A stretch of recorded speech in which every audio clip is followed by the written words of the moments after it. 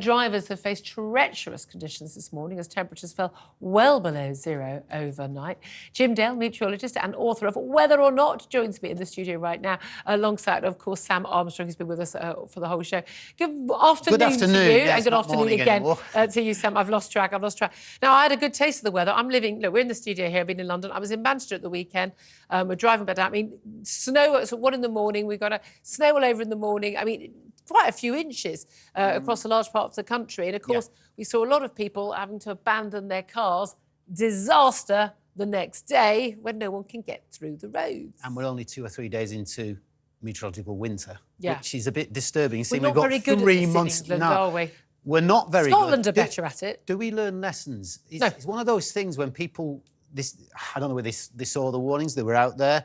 The Met Office put the yellow one out there beforehand. We put an amber in the morning. They put an amber at 2 o'clock in the afternoon when it was all falling, but that's the way it goes. All right, let it go. Yeah, I know. No, but the point is that the warnings are there for a reason. And to tell you to not necessarily take that long journey. To have a little think about it. And sometimes people tend to dismiss it, take it for granted. Is that the right word?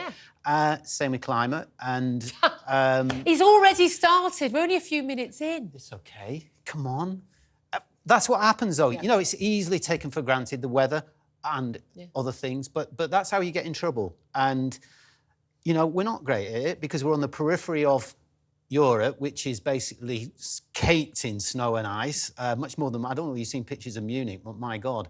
You know, talk about a foot of snow in Cumbria, which is what it was. Yeah. A foot of snow in Cumbria is an inch of rain, by the way. That's what it amounts to. Yeah. And, you know, in Munich, a lot more. So I would expect Germany to be cold at this time of year. But this is the thing. We're not very well equipped for very cold weather. And we always talk, why don't we have all the gritters out? Why don't we have, you know, things the way they cope with in, you know, Finland or Norway? Well, that's because they get months and months of snow every year. We often can go a whole year, certainly the south of the country, without any snow at all. This global warming's very confusing, is it not, Sam Armstrong? But we also, we don't cope with the hot weather very well. We haven't got aircon like, you know, America and other countries. Why don't you just but we also can't cope with rain. My local tube station, I get the tube to work and back in the morning. It's got signs up saying, careful, floors slippery when wet. Why? The one thing we should prepare for is rain, and we've got slippery tiles in train stations. Why don't you just say we don't cope? Simple as that. We just don't cope very well. Some do. I think we've actually got better. I'm gonna say and give some points to those that prepare for things like this, the highways people and others. You know, they get taken for granted. Yeah, that will keep coming back.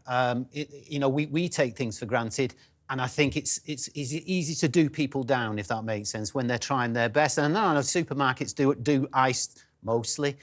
Ice the floor and whatever, so people don't slip. Otherwise, they get into trouble, and I have to write reports, things like that. But some I mean, look, you know, we get weather warnings. This is just what most of Europe or America would expect as the norm. For us, it's a yellow weather warning.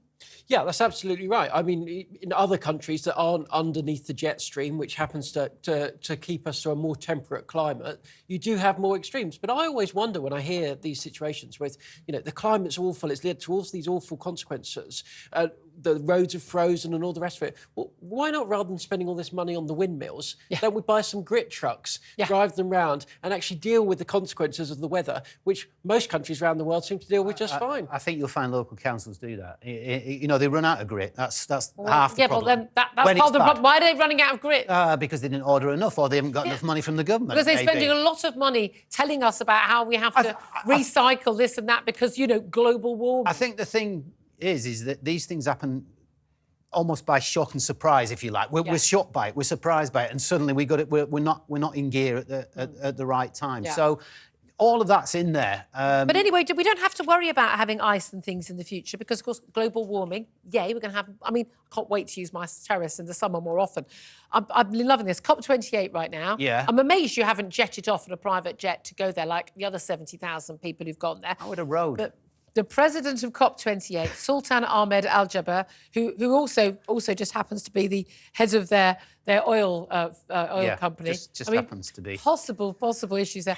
He has said, and I love him for this, he's head of the Abu Dhabi National Oil Company, he has said that there is no science to suggest that a phasing out of fossil fuels is required to limit global warming to the 1.5 degrees Celsius global warming we've seen since the Industrial Revolution. He says that a phasing out would not allow countries to develop unless you want to take the world back into caves. Now, I am horrified that I find myself agreeing with Sultan Ahmed Al-Jaber.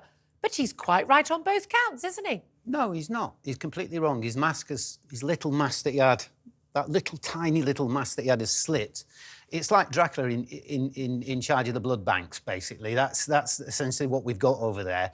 Now, it's a massive, massive conference, and it's too big. Make it absolutely clear. There's too many people there trying to sell oil for the wrong reasons, for all the wrong reasons. For the wrong reasons. They want to sell oil because they make money from selling oil. Yeah, billions and people and billions. want to buy oil Sadly, to make things and to travel and to build factories and to give us all the things that we look. Here I am. I've got an iPad. I've got a phone. I've got glasses. This mug was made using fossil fuels in the factory. Julia, you still have I've got heating. I've got lighting. It's brilliant. Yeah. I don't want to live in a cave. I know, but nobody's going to live in a cave. Nobody's suggesting this is the next. We're actually going to move forward with the green environment. Yes. Without secure, reliable, affordable energy. Well, it's going to come from other sources, as we know. Oh, great. The other sources will come into it. You know, that's happening. We don't need all this oil. Jim's come along with his snake oil to sell us. Everything's going to be wonderful. It's going to be fantastic because when the wind isn't blowing and the sun isn't shining, it's going to come out of the air. What are we going to do? Have your eyes been closed over the last couple of years with what's been going on in terms of the world? What's been going on? What's been going on in terms of... Well, everyone's got hysterical about normal weather. We're going to get to the end of December and the announcement will be made that this is the warmest year on record globally. Brilliant. It's not Human brilliant. beings thrive in warmer weather. Realise, brilliant. Fewer people dying because of the cold. Brilliant. No, it's not a case of fewer people dying because of the cold. There's a lot of things that go into this, and you must have seen the storms, the floods, the record temperatures in other... No increase in extreme storms, no increase in flooding. Yes, there is. No, you're wrong. No, globally there hasn't been no increase in wildfires. Julia, let me say, sorry to bring 5 times more extreme events since the 1970s. Though... Have there? Yes, though... Depends what you count as extreme events, and it depends how you... I recognise that. You know, that's just not true. How come the number of people dying in these events has fallen, and the actual number of them... I'll give you in the UK if you want. I've got some little scribbly figures down here. So, OK, so heat deaths, 4,507. This is UK, England and Wales, sorry, England and Wales.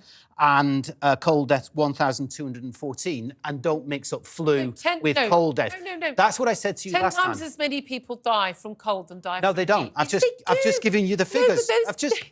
I tell you what. Those figures are absolute nonsense. The other thing is, we should not mix weather and climate. They're two very different things. I accept that. But that's the key thing. It is, I think, most of the time, actually, the climate hysterics who mix the two of them. You've got to have an understanding. I brought a little book. I understand plenty. Right, well... Yeah, this one. You've got my other book. We've got 30 seconds. Oh, yeah, this is my. This